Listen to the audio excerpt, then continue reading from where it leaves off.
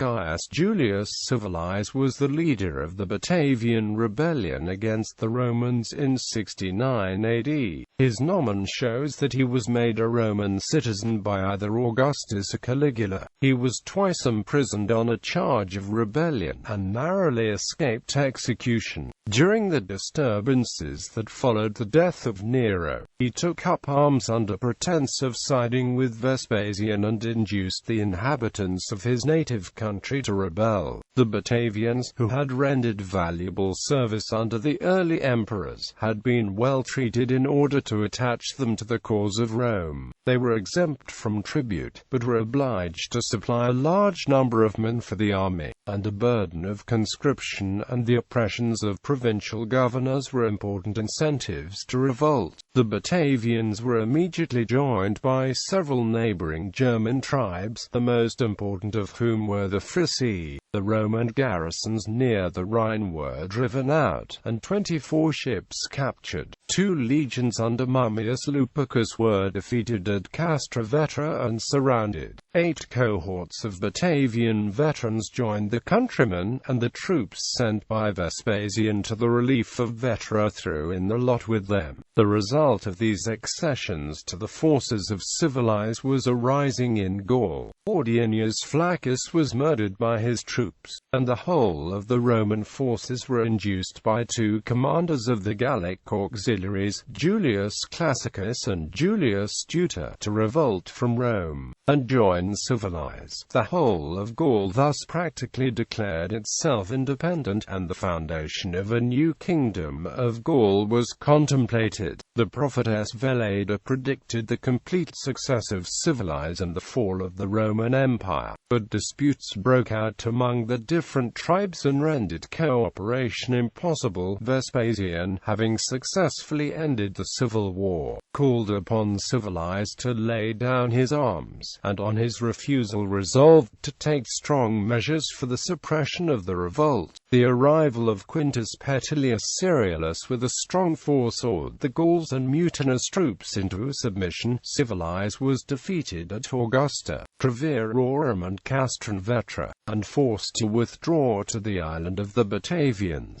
He finally came to an agreement with Ceriolus whereby his countrymen obtained certain advantages, and resumed amicable relations with Rome. For this time Civilis disappears from history.